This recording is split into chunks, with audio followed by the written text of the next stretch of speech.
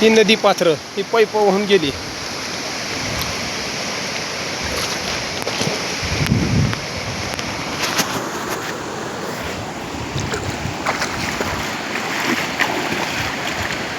भीमाशंकर बाबूराव तांबोळकर पांढरवाडी या ठिकाणाहून बोलतो. या ठिकाणी आपला नदीच्या कडेला आपली जमीन आहे. या ठिकाणी मोटर आहे. मोटर पाण्यातली वाहून गेली. या ठिकाणी माझी एक पैपाचा सट पूर्ण स्प्रिंकलरचा सट वाहून गेलेला आहे. फक्त 2 पैप शिल्लक आहे. या ठिकाणी आज या नदीच्या नदी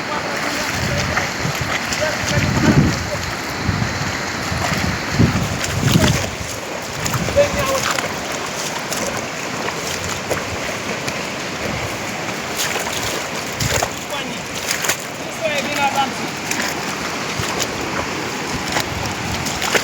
पाणी हे सोयाबीन आज आमचं. भीमाशंकर बाबूराव तांबोळकर पांढरवाडी या ठिकाणी बोलतोय. महाराष्ट्राचे लाडके मुख्यमंत्री या ठिकाणी आज औषधाला या ठिकाणी आले असते. सांगते एका शेतकऱ्याने विचारल्यावर त्यांनी सांगतात की या ठिकाणी तुम्ही शेतकऱ्यांना अनुदान देणार काय साहेब म्हणून त्यांना विचारला असता. त्यांनी म्हणतात राजकारण करू नको बाबा. ही राजकारण आहे का? 19 लाखांच्या गादीवर बसून पलंगावर बेडवर बसून किचनमध्ये बसून इशीमध्ये बसल्यासारखं वातावरण नाही साहेब. ही शेतकऱ्याची दैन्य अवस्था आहे. ही आज मोटर वाहून गेली आहे. पैप वाहून गेल्यात. माझी सोंडी वाहून गेली आहे. माझं जमीन एवढी 1 हेक्टर 74 जमिनीमध्ये मी आज या ठिकाणी काम करतोय. त्या ठिकाणी मग रोजगार केल्याशिवाय आपल्याला पर्याय नाही. हे आपली दैन्य अवस्था ही शेतीचं ही. आणि असे मुख्यमंत्री जर महाराष्ट्राला लाभले तर देशाचं कल्याण होईल. तुम्ही अपेक्षा महाराष्ट्राचं तर झालं पण देशाचं कल्याण होईल तुमच्यासारखे जर मुख्यमंत्री असले तर. अशा निर्दयी कट्टर मुख्यमंत्र्याचा मी धिक्कार करतो. आणि अजितदादा म्हणतात आज शासनाच्या वतीनं बजेट कशाने देऊ म्हणतात. आज म्हणतात कशाने देऊ बजेट म्हणतात. सरकार सोडून द्या. झोपा घरी जाऊन जर तुमच्या राजकारण होत नसेल तर.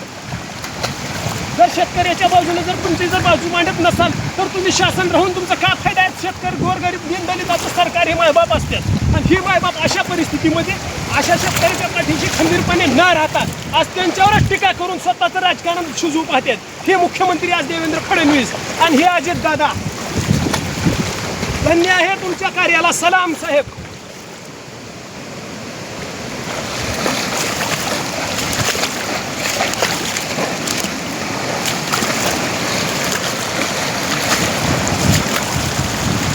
पाणी आहे.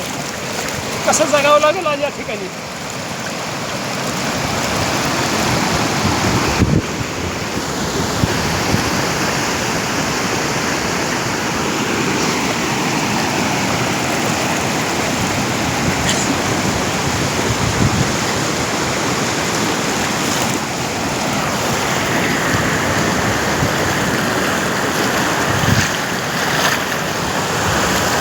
आज या नदीचं पाणी पांढरवाडीच्या गावाला लागलेलं आहे. आज गावाच्या सीमेलगत पाणी लागलेलं आहे. माझ्याच एकट्या शेतकऱ्याचं नुकसान नसून आज आमच्या बाजूचे असतील विश्वनाथ गंभीरे असतील, रामकृष्ण व्यंकटराव खटके असतील, सदानंद शिवलिंग तांबोळकर असतील, संग्राम तांबोळकर असतील, असे बरेच नदीच्या पात्रातले बाजूचे जेवढे असंख्य शेतकरी आहेत त्यांची ही दैन्य अवस्था आहे. आणि हे निर्दयी शासन आज कठोर अशा पद्धतीचं राजकारण करू पाहत आहे.